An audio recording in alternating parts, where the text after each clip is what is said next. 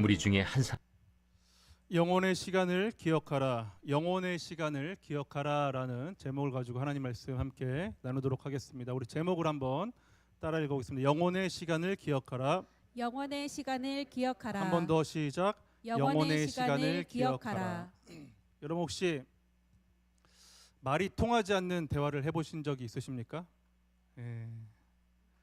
저희 아이들이 그래요. 여기도 저희 아들이 와 있지만 가끔 그래요. 아빠는 말이 안 통해. 분명 둘이 서로 대화를 했어요. 근데 아들이 내린 결론이 이거예요. 아빠는 말이 안 통한다는 거예요. 이런 일은 저희 집에만 있는 건 아니겠죠. 또 부모와 자녀들 사이에 이런 문제도 있지만 남편과 아내 사이에도 있죠. 한참 이야기를 해놓고서 막 투닥투닥 한 다음에 말이 안 통해 하고 탁 문을 닫아버리는 일들. 학교 친구들은 어떻습니까? 말이 잘 통하는 것 같은데 어떤 주제를 통해서 이야기를 하다 보면은 말이 안 통하는 일들을 겪게 되죠. 또 직장 동료도 마찬가지고요. 한 배에서 나온 형제 자매 사이에서도 말이 안 통하는 일들을 우리는 자주 경험하게 됩니다. 이런 상황에 대해서 한국심리교육원에서 페이스북을 통해서 이런 글을 올렸더라고요. 한번 우리 잠깐 글 내용을 볼게요. 한번 이렇게 한번 읽어볼게요. 시작. 엄마와 자녀 사이의 평행선. 평행선이란 한 평면 위에서 서로 만나지 않는 두 직선. 평행선은 아무리 길게 느려도 서로 만나지 않아요. 그러나 두 직선 중 기울기만 바뀌어도 안 만날 것 같던 평행한 두 직선이 만날 수 있지요. 우리 이해를 돕기 위해서 평행선이 뭔가 좀 사진을 보도록 할게요. 자, 선이 두 개가 있죠. 자, 위에 있는 선이 있고 아래에 있는 선이 있습니다. 같은 면 안에 있는데 서로 방향이 다른 거예요. 그래서 계속 가다 보면 어떻게 될까요? 계속 가도 절대 만날 수가 없게 되는 게 바로 이 평행선입니다. 이런 평행선 같은 만남이 오늘 우리가 읽은 말씀 안에 또 있습니다. 한 사람이 예수님께 말합니다. 선생님, 내 형제에게 명해서 유산을 나와 나누라고 해주세요. 예수님은 그에게 탐심을 경계하라라고 말씀하신 후에 한 부자 비유를 들려주십니다. 그리고 그 비유 속에서 하나님께서 부자에게 말씀하시죠. 어리석은 자여, 오늘 밤에 내 영혼을 도로 찾으시니 그러면 내 준비한 것이 누구의 것이 되겠느냐. 그러니까 이 사람은 죽음이니 영생이니 하는 것에는 전혀 관심이 없었어요. 그가 예수님께 부탁한 것은 이 땅을 사는 동안에 형제와의 유산 분쟁을 통해서 가지게 될 몫에 대해서만 관심이 있었습니다. 그의 관심은 예수님이 누구신가에 대해서, 그러니까 이 질문을 하고 도와달라고 부탁하는 예수님에 대한 관심은 전혀 없었어요. 자, 이거를 한번 우리 지금 이 대화를 조금 전에 살펴본 평행선의 대화로 이해를 한번 해볼게요. 한번 띄워주세요. 자, 예수님과 한 남자 한 사람이 대화를 합니다. 그렇죠? 예수님은 영혼의 시간에 대해서 이야기를 하고 있어요. 그런데 한 사람은 어떤 시간을 이야기합니까? 이 땅에서의 시간을 이야기하고 있어요. 자, 대화가 통할까요? 안 통할까요? 한참을 이야기해도 대화는 결코 통하지 않게 될 것입니다. 예수님은 영원이라는 시간을 말씀하신 분이시고 한 사람은 이 땅의 것을 이야기했기 때문입니다. 자, 그렇다면은 누가복음을 쓴 이 누가는 왜 도저히 만날 수 없는 이 평행선과 같은 대화를 기록했을까요? 예수님과 대화를 한 사람이 바로 누구예요? 저와 여러분이라는 겁니다. 그 한 남자가, 한 사람이 바로 저와 여러분이라는 것을 누가는 이야기하고 있는 거예요. 예수님 앞에 나와서도 예수님과 대화를 하면서도 영혼의 시간에 대해서 관심을 갖기보다는 이 땅에서 무엇을 더 얻을까, 무엇을 더 이룰까에 대해서만 관심 가지고 있는, 그래서 예수님과 동행한다고 말은 하지만 끝까지 평행선의 상태를 달리고 있는 저와 여러분에게 주는 메시지인 것입니다. 우리는 지난 시간에 이어서 사탄은 우리를 어떻게 넘어뜨리는가에 대해서 배우고 있습니다. 오늘 첫 번째 시간에 지난 시간이었고 오늘 두 번째 시간인데, 지난 시간 사탄이 우리를 어떻게 넘어뜨린다고 했습니까?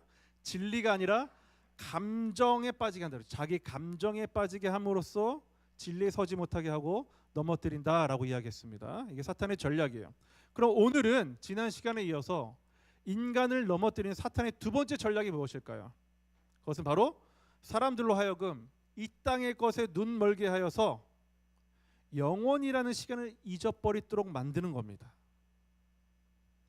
예수님은 인간에게 영원이라는 시간이 있음을 가르쳐 주셨지만 사탄은 그것을 잊어버리도록 우리에게 힘쓰고 있는 거예요. 오늘 예수님과 대화한 남자의 반응을 통해서 사탄이 어떻게 우리가 영원이라는 시간과 멀어지게 하는지를 함께 살펴보도록 하겠습니다. 우리는 영원이라는 건 시간 개념이잖아요, 그렇죠? 그래서 과거, 현재, 미래의 시제를 통하여서 여러분과 말씀을 나눌 겁니다. 첫 번째로 사탄은 과거에 쌓아둔 것을 생명의 근거로 삼게 합니다.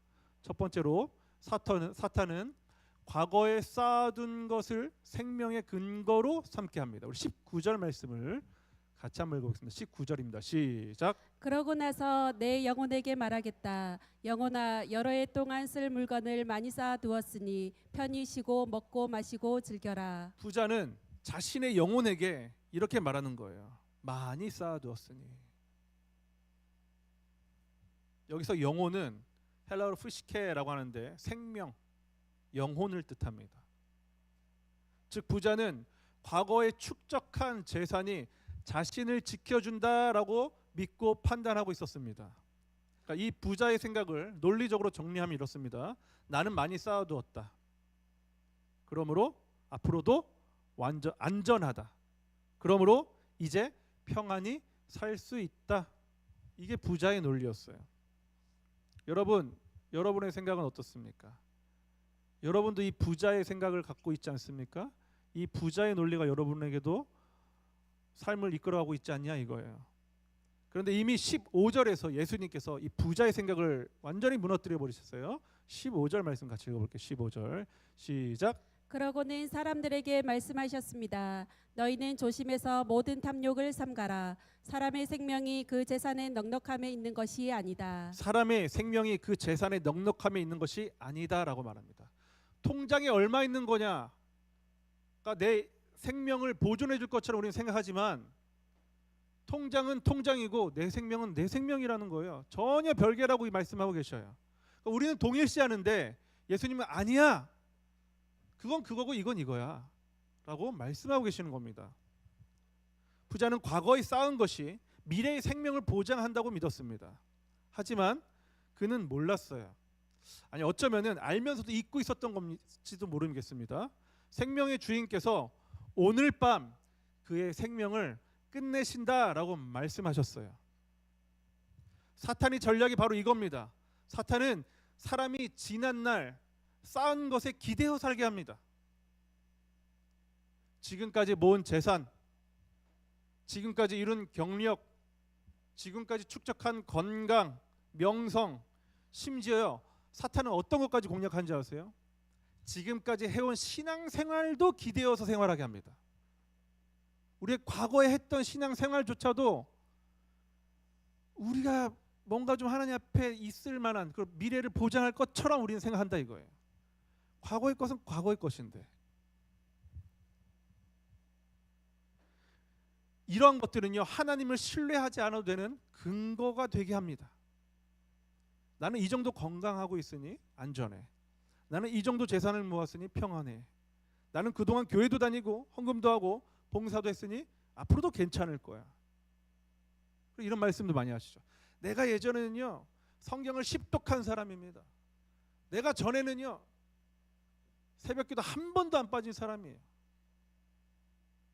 이것이 바로 부자가 가진 생각이었고 사탄이 영원이라는 시간을 생각하지 못하게 하는 방법이에요. 과거에 얽매이게 하는 겁니다. 자, 두 번째로 사탄이 공략하는 신자를 사람들을 무너뜨리는 두 번째 방법이 뭡니까? 두 번째로 사탄은 오늘 하나님께 응답하지 못하게 합니다. 두 번째로 사탄은 오늘이라는 시간에 하나님께 응답하지 못하게 합니다. 다시 한번 19절 말씀을 읽어볼게요. 19절입니다. 시작. 그러고 그러고 나서 나서 내 영혼에게 말하겠다. 영혼아, 여러 해 동안 쓸 물건을 많이 쌓아 두었으니 편히 쉬고 먹고 마시고 즐겨라. 자, 여기 보면 여러 해 동안이라고 이야기하죠. 부자는 여러 해를 자기 시간이라고 생각하고 있어요. 앞으로 올 시간까지 포함해서. 그러나 하나님께서 그에게 주신 시간은 언제까지였어요? 오늘까지였어요. 부자는 미래의 곳간을 계산했지만 하나님은 오늘 그의 영혼을 계산하고 계십니다. 사랑하는 성도 여러분, 오늘이란 시간은 영원을 결정하는 시간이에요. 오늘이라는 시간만 실제로 하나님께 응답할 수 있는 유일한 시간입니다. 여러분, 오늘 회개할 수 있습니다. 오늘 감사할 수 있어요. 오늘 사랑할 수 있습니다. 오늘 나눔할 수 있습니다. 오늘 하나님의 나라를 구할 수 있어요. 과거는 이미 지난 시간이고 미래는 오지 않으며 또 저와 여러분에게 보장된 시간은 아니에요. 미래가. 하나님께 순종할 수 있는 시간은 언제뿐입니까? 오늘뿐이에요. 오늘. 앞으로 계속 오늘뿐입니다. 앞으로라는 말도 미래라는 말이지만 오늘밖에 없어요. 저 여러분은 오늘만 사는 거예요. 여러분, 그렇다면 부자는 미래를 생각하면서 아무것도 안 한 걸까요? 그렇진 않습니다. 여러분, 부자는 오히려 오늘을 열심히 산 사람이에요. 그런데 문제는 그 삶 속에, 그 생각 속에는 하나님이 안 계시고 자기 자신만 있었다는 게 문제예요. 이 비유 속에서 부자가 반복해서 하는 말이 있어요. 뭐냐면은 내 소출, 내 곳간, 내 곡식, 내 영혼. 그는 현재라는 시간 속에서, 오늘이라는 시간 속에 하나님도 없고요, 이웃도 없고 다 자기만 있었어요. 나의 것. 여러분, 이게 핵심이에요. 사탄은요, 현재를 없애는 게 아니라 현재를 자기 자신으로 가득 채우도록 만듭니다. 그래서 하나님 앞에서 살아가야 할 인생들을 두고서 오늘이라는 시간은 다 자기 계획과 자기 만족을 위한 시간으로 바꾸어 살도록 만들어요. 부자는 자기 영혼에게 말합니다. 먹고 마시고 즐거워하자. 여러분, 먹고 마시고 즐거워하는 것 자체는 문제가 아니에요. 그렇게 하시라고요. 풍성하게 충실히 하십시오. 문제는 삶의 목적이 거기에서 끝이 나지 않는다는 데 있는 거예요. 이 부자의 삶의 목적에는 하나님에 대한 사랑도 이웃에 대한 사랑도 아무것도 없었습니다. 그의 관심은 오직 나예요. 누구의 오늘이에요? 나의 오늘. 부자는 이 오늘이라는 시간을 나 자신이 즐길 시간으로만 보았던 겁니다.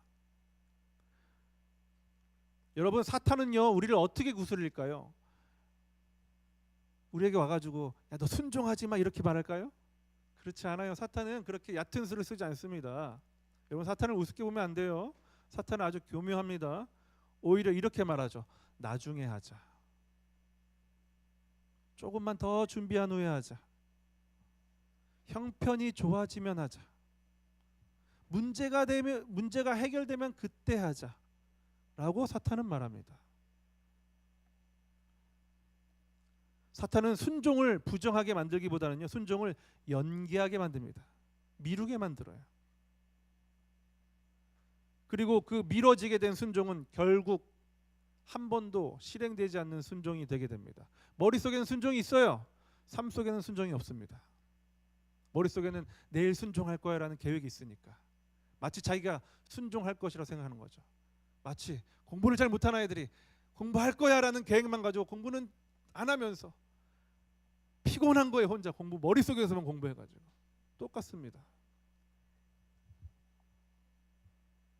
오늘 순종하지 않는 사람은 내일도 순종하지 않아요.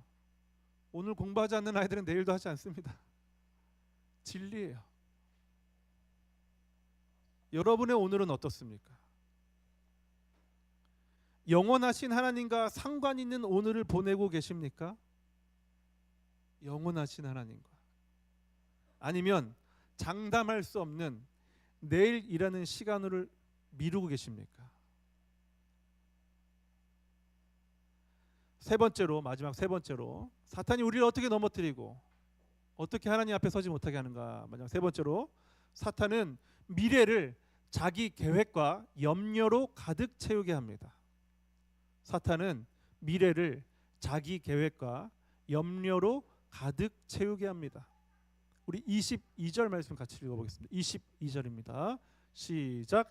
예수께서 제자들에게 말씀하셨습니다. 그러므로 내가 너희에게 말한다. 내 목숨을 위해 무엇을 먹을까? 내 몸을 위해 무엇을 입을까? 걱정하지 말라. 예수님께서 한 사람에게 이 비유를 통해서 부자 비유를 통해서 말씀하신 후에 대화가 끝난 후에 제자들에게 말씀하세요. 이번엔 내 목숨을 위해서 무엇을 먹을까? 내 몸을 위해 무엇을 입을까? 걱정하지 말아라 라고 제자들에게 말씀하십니다. 부자는요 자신의 미래를 자기 계획으로 장악하려고 했습니다. 그렇죠? 그런데 반면에 제자들은 어떻게 했어요? 미래를 염려하며 두려워했어요. 누가요? 제자들이, 교인들이, 신자들이, 성도들이 그랬다 이거예요. 한 사람은 자신만만했고 다른 사람은 불안해합니다. 끊임없이. 그러나 둘 다 같은 문제를 가지고 있었습니다. 재물이 그 핵심이에요. 부자는 재물로 미래를 보장하려고 했고 염려하는 제자들은 미래를 보장할 재물이 없어서 두려워한 겁니다. 둘 다 생명의 주인이 하나님이심을 놓치고 있었던 거예요. 그리고 사탄은 이 점을 기가 막히게 파고듭니다. 먼저는 헛된 자신감이죠. 돈이 있으니 괜찮다. 건강하니 괜찮다. 자녀가 잘 되니 괜찮다. 계획대로 진행되니 괜찮다. 이 사람은 미래를 자기 손에 쥐고 있다고 착각하고 있던 겁니다. 다른 하나는 불안이에요. 앞으로 잘못되면 어떻게 하지? 돈이 부족하면 어떻게 하지? 건강을 잃으면 어떻게 하지? 자녀가 잘못되면 어떻게 하지? 계획이 실패하면 어떻게 하지? 이 사람은 미래가 자기 손에 없다는 사실 때문에 두려워하는 거예요. 하나는 미래를 장악했다고 착각하고 다른 하나는 미래를 장악하지 못해서 불안해합니다. 이 둘의 공통점은 둘 다 하나님께 미래를 맡기지 않았다는 거예요. 여러분, 미래에 대한 걱정으로 불안하는 제자들을 향해 예수님 말씀하시는데요. 우리 24절부터 31절 말씀을 좀 이렇게 부분을 한번 읽어보도록 하겠습니다. 같이 한번 24절부터 30 보이시나요? 예, 같이 한번 읽어보겠습니다. 시작. 까마귀들을 생각해 보라. 심지도 거두지도 않고 창고도 곡간도 없지만 하나님께서 그것들을 먹이신다. 그런데 너희는 새들보다 얼마나 더 귀하냐. 백합꽃이 어떻게 자라는지 생각해 보라. 일하거나 옷감을 짜지도 않는다. 그러나 내가 너희에게 말한다. 그 모든 영화를 누렸던 솔로몬도 이 꽃 하나만큼 차려입지 못했다. 오늘은 여기 있지만 내일은 불 속에 던져질 들풀들도 하나님이 그렇게 입히시는데 하물며 너희는 얼마나 더 잘 입히시겠느냐. 믿음이 적은 사람들아, 그러므로 너희는 오직 그분의 나라를 구하라. 그리하면 이것들을 너희에게 더해 주실 것이다. 믿음의 사람들도 염려합니다. 그러나 세상 사람들과 차이가 뭐냐면 염려를 주님께 맡기는 거예요. 즉 시선을 나에게서 하나님께로 돌리는 거. 그 차이 딱 하나 있습니다. 여러분, 시선이 하나님께로 옮겨지면 어떤 결과가 나타나냐면 우선순위가 바뀌게 되죠. 먼저 하나님의 나라와 그분의 뜻을 구하는 삶으로 바뀌게 됩니다. 불안한 사람은 이렇게 질문하며 살아갑니다. 내가 어떻게 나를 지킬 수 있을까? 하나님의 나라를 구하는 사람은 질문이 이렇게 바뀝니다. 이 상황에서 하나님의 뜻과 하나님의 통치가 어떻게 나타나야 할까? 이 질문이 바뀌는 거예요. 상황이 달라지는 게 아니라 상황을 바라보는 기준과 중심이 바뀌게 되는 겁니다. 그때 더해 주시는 복을 경험하게 될 것이다 라고 주님 말씀하고 약속하시죠. 그 복이 물질적인 복일 수도 있고 아니면 영적인 복인지 뭐 우리는 알 수 없습니다. 그러나 중요한 건 뭐예요? 예수님께서 더해 주신다고 분명히 약속하셨어요. 많은 그리스도인들이 사랑하는 시 중에 시편 18편 시가 있습니다. 다윗이 이스라엘 왕이었던 다윗이 사울 왕의 추격과 원수의 손에서 벗어나서 안전하게 구원받았을 때 감격하며 지은 찬양시가 바로 이 시편 18편이에요. 이 시의 일부분을 고난 가운데 구원받은 다윗의 마음이 되어서 한번 같이 읽어볼게요. 시작. 나의 힘이신 여호와여, 내가 주를 사랑하나이다. 여호와는 나의 반석이시요 나의 요새시요 나를 건지시는 이시요 나의 하나님이시요 내가 그 안에 피할 나의 바위시요 나의 방패시요 나의 구원의 뿌리시요 나의 산성이시로다. 내가 찬송받으실 여호와께 아뢰리니 내 원수들에게 구원을 얻으리로다. 내가 환난 중에서 여호와께 아뢰며 나의 하나님께 부르짖었더니 그가 그의 성전에서 내 소리를 들으시며 그의 앞에서 나의 부르짖음이 그의 귀에 들렸도다. 여러분 은혜가 되십니까? 은혜가 되셔요? 더 은혜가 되는 시를 제가 소개해 드릴게요. 여러분 이 시를 이번에 단어 몇 개만 바꾸면 여러분에게 더 큰 은혜가 올 거예요. 더 직격탄으로 올 거예요. 자, 한번 같이 읽어보겠습니다. 시작. 나의 힘이신 돈이시여, 내가 당신을 사랑하나이다. 풍족한 통장은 나의 반석이시요 나의 요새시요 나를 건지시는 이시요 나의 하나님이시요 내가 그 안에 피할 나의 바위시요 나의 방패시요 나의 구원의 뿌리시요 나의 산성이시로다. 내가 찬송받으실 돈님께 아뢰리니 내 원수들에게서 구원을 얻으리로다. 내가 환난 중에서 돈님께 아뢰며 나의 돈님께 부르짖었더니 그가 그의 성전에서 내 소리를 들으시며 그의 앞에서 나의 부르짖음이 그의 귀에 들렸도다. 어떤 시가 더 은혜가 됩니까? 어떤 시가 더 믿어집니까? 어떤 시가 더 체감이 되십니까? 여러분 여호와 하나님이 여러분의 하나님이십니까? 아니면 돈, 건강, 자식이 여러분의 하나님이십니까? 다윗은 그 모든 것들을 다 잃었을 때 광야에서 못 먹고 못 입는 가운데 하나님께서 나를 구원해 주셨다라고 겨우 고백하고 있는 거예요. 여러분 돈도 중요하고요. 건강도 중요합니다. 자식도 소중해요. 그렇지만 그것에 마음을 빼앗기면 우리는 영원한 하나님을 생각하지 못하게 됩니다. 그것들은 다 이 땅의 것들이에요. 잠깐 누릴 것들이에요. 렌트한 것들이에요.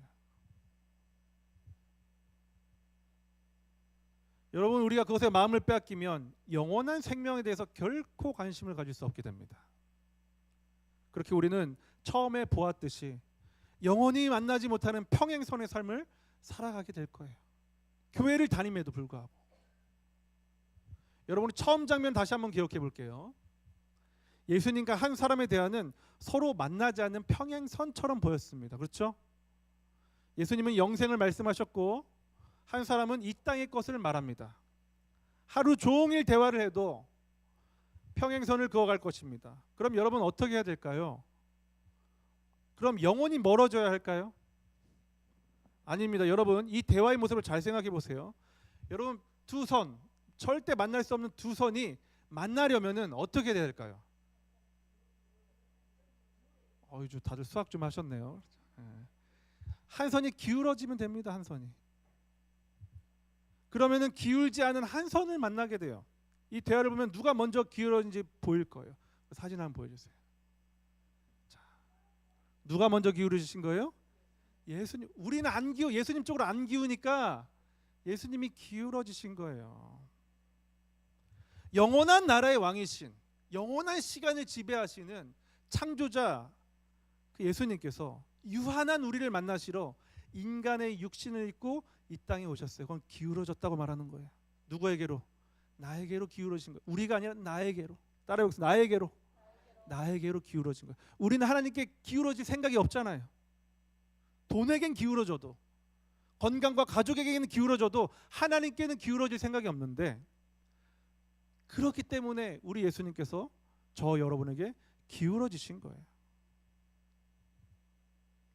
그리고 오늘 이 사람과의 대화를 하시면서 영원한 시간에 대해서 가르쳐 주시고 잘 알아듣도록 비유까지 동원해서 말씀하시죠. 제자들에게도 기울이셨어요.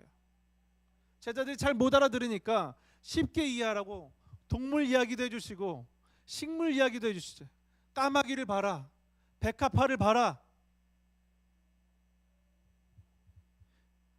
인간은 영원을 향해서 올라갈 수 없기 때문에 그래서 영원하신 예수님께서 우리의 시간 속으로 내려오신 겁니다.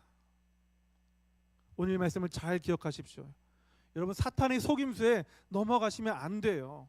사탄은 우리가 과거에 쌓인 것으로 생명의 근거를 삼도록 합니다. 사탄은 오늘 하나님께 순종하지 못하도록 만듭니다.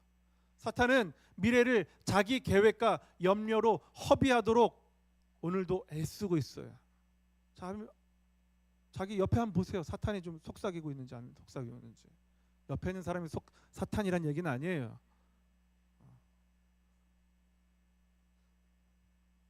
이런 사탄의 유혹 아래 당함으로 영원한 지옥에 떨어질 우리의 인생들을 구원하시기 위해서 우리 주 예수 그리스도께서 십자가에서 피 흘려 죽어 주신 것입니다. 그리고 여전히 연약한 우리를 위해서 성령님께서 오늘도 함께 하심으로 오늘이란 시간 동안 영생을 누리도록 하고 계시는 거예요. 여러분, 저와 여러분은 어떤 존재입니까? 오늘 피었다가 지는 이름 없는 한 송이 꽃과 같고 물가에 잠깐 보였다가 사라지는 안개와 같은 존재예요. 그러나 오늘 그런 우리를 불러서 변하지 않는 영원한 주님의 자녀로 삼아주셨으니 여러분, 이거보다 더 큰 복이 어디 있습니까? 그 주님과 함께 영원한 삶을 기억하며 오늘이라는 시간에 충실히 주님께 순종하며 살아가는 저와 여러분 될 수 있기를 우리 주 예수 그리스도 이름으로 축복합니다. 다 같이 자리에 일어나셔서 우리 온 땅의 주인이라는 찬양할 건데요. 제가 늘 말씀드리죠. 이게 안 불러보신 분들도 계실 건데 찬양 부를 때 우리는 어떻게 불러야 돼요? 불러봤던 것처럼, 되게 잘 아는 것처럼, 능숙한 것처럼 그렇게 부르셔야 됩니다. 아시겠죠? 우리 다 같이 온 땅의 주인 함께 찬양하도록 하겠습니다.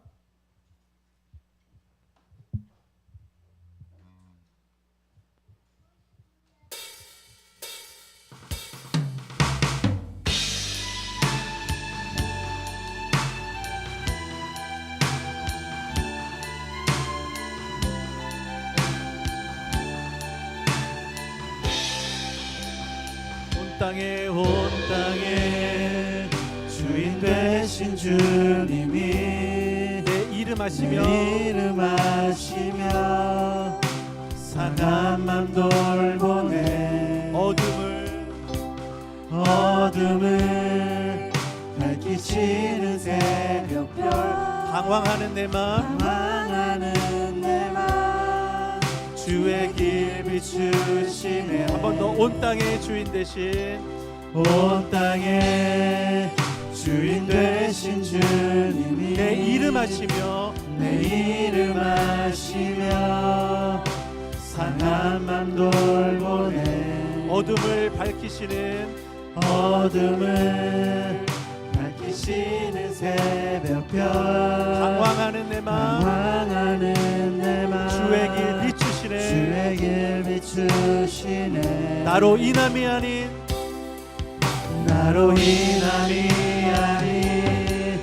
주가 행하신 일로 나의 행함이 아닌 오직 주로 인하여 나는 오늘 피었다 지는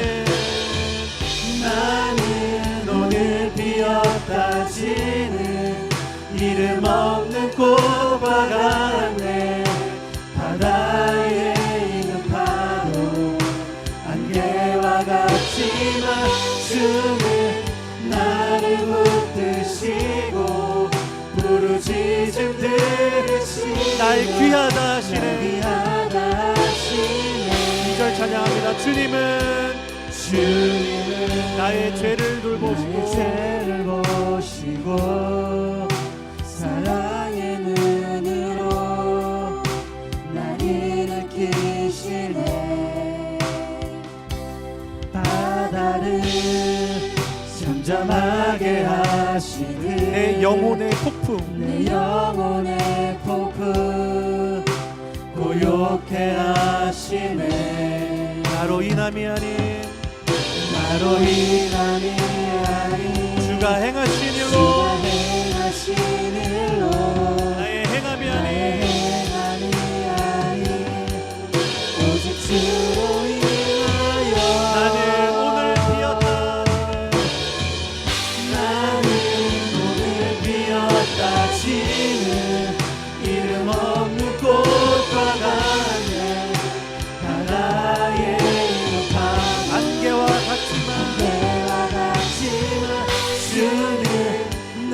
나를 붙드시고 부르짖음 들으시며 날 귀하다 하시네. 한 번 더.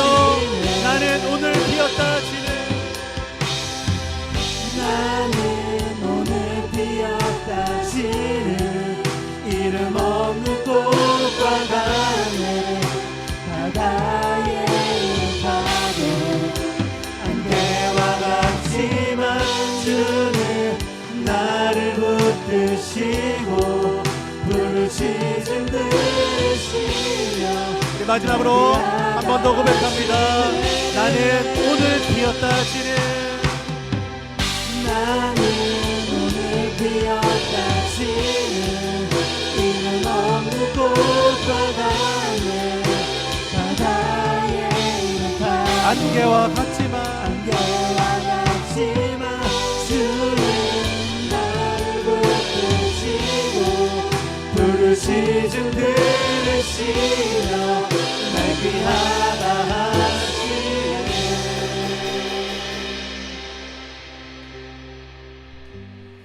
기도하겠습니다.